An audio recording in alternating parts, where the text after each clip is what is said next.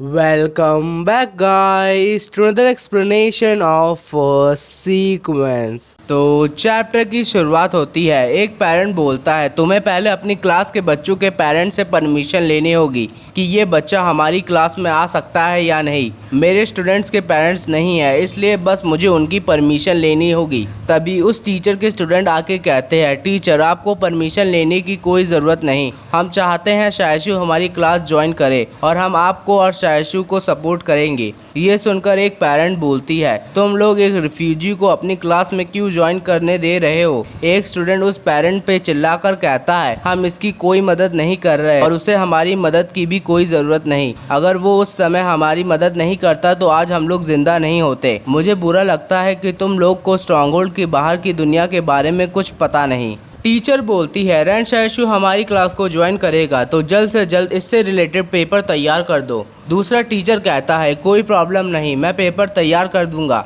वो टीचर वहाँ से जाने लगता है तो हमारी टीचर कहती है एक टीचर के नाते तुम्हारा फ़र्ज़ बनता है अपने स्टूडेंट की प्रोटेक्शन करना। मुझे तो तुम्हें देखकर शर्म आ रही है। फिर हमें दिखाया जाता है स्कूल की छुट्टी हो चुकी होती है। शायशु उस लड़की से दोबारा मिलने आता है जिसे देखकर वो लड़की सोचती है ये वापस क्यों आ गया।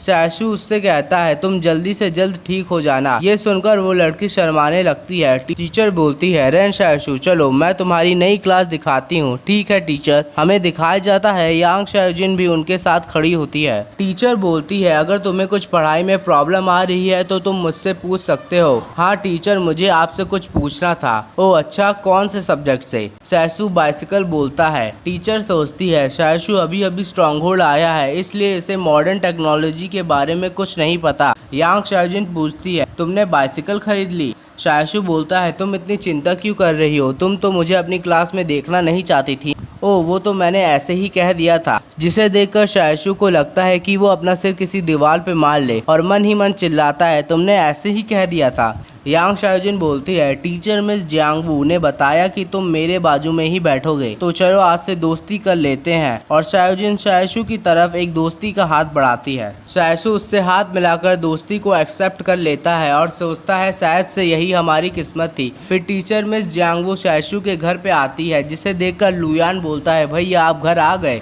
मुझे पता चला कि आपके साथ आज क्या हुआ तो थैंक यू टीचर। टीचर बोलती है इसमें थैंक यू की क्या बात, ये तो एक टीचर का फर्ज बनता है। लुयान सोचता है जब से मैं स्ट्रॉन्गहोल्ड के लोगों को जानता जा रहा था तब से मैं उनसे नफरत करता जा रहा था, लेकिन स्ट्रॉन्गहोल्ड में टीचर मिस जियांगवू और उनके स्टूडेंट जैसे लोग भी हैं और हाँ सिस्टर यांग शाओजिन भी काफी अलग है। मुझे अच्छा लगता है जब मेरे भाई को कोई परेशान करता है। शायशु कहता है लुयान जाओ और वो बाइसिकल ले आओ, मिस जियांगवू हमें सिखाएंगी उसे कैसे चलाते हैं। लुयान बाइसाइकिल ले आता है और बोलता है मिस जियांगवू ये लीजिए। मिस जियांगवू साइकिल चलाते हुए कहती है तुम्हें इसे बैलेंस करना होगा और चलाते समय साइकिल को नहीं सामने देखना होता है और हाँ इसे चलाते समय डरना मत। जिसे देखकर सभी लोग हैरान होते हैं और बोलते हैं साइकिल तो कमाल की चीज़ है। बूम तभी एक धमाके की आवाज़ आती है। शायशु सोचता है धमाके की आवाज़, क्या शाओजिन अपनी चाल चल रही है, लेकिन ये किसी बॉम्ब के धमाके जैसी आवाज़ तो नहीं लग रही। मिस जियांगवू आप यहीं रुकिए, अभी बाहर खतरा हो सकता है, मैं अभी देख कर आता हूँ। लुयान और चैनवुडी दोनों गन्स ले लो और दुकान बंद करो और दरवाज़ा तब तक मत खोलना जब तक मैं वापस ना आ जाऊँ। चैनवुडी बोलता है आपको चिंता करने की कोई ज़रूरत नहीं, मैं सब यहाँ संभाल लूँगा। लुयान बोलता है भैया आप जा कहाँ रहे हो। शायशु बोलता है तुम मेरी चिंता मत करो, बस घर में ही रहना। शायशु जाते हुए सोचता है स्ट्रॉन्गहोल्ड बाहर से काफ़ी शांत लगता है लेकिन अंदर ही अंदर काफ़ी खतरनाक है। मुझे जाके देखना होगा कि हुआ क्या। मुझे जल्द से जल्द इन्फॉर्मेशन लेनी होगी ताकि मैं सही फैसला ले सकूं जिससे मैं इस स्ट्रॉन्गहोल्ड में सरवाइव कर सकता हूं। तभी शायशु एक बिल्डिंग के सामने आता है और सोचता है ये बिल्डिंग सबसे ऊंची है और यहाँ से सब साफ साफ दिख सकता है। फिर शायशु उस बिल्डिंग पे चढ़ने लगता है और टॉप पे आकर जैसे ही शायशु छत पर चढ़ने की कोशिश करता है कोई शायशु पे स्नाइपर पॉइंट कर देता है और शायशु के तो पसीने ही छूट जाते हैं, लेकिन फिर हमें दिखाया जाता है वो शाओजिन होती है।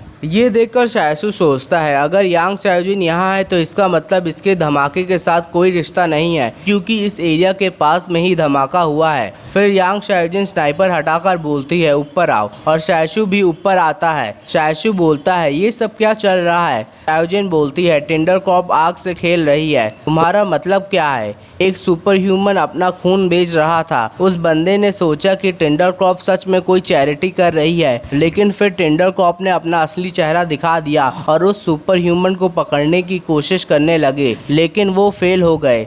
शायसू बोलता है तो टिंडर कॉप सच्ची में पैसों को चारे की तरह इस्तेमाल कर रही थी, अच्छा हुआ मैं नहीं फंसा। शायसू बोलता है लेकिन टिंडर कॉप जैसी बड़ी कंसोर्टियम स्ट्रांगहोल्ड के अंदर इतना बड़ा चारा कैसे दे सकती है। शाओजिन बोलती है उन्होंने इसके लिए काफ़ी तैयारियां की होगी, लेकिन टिंडर कॉप तब भी फेल हो गए। वीडियो पसंद आई हो तो लाइक शेयर सब्सक्राइब ज़रूर करिए।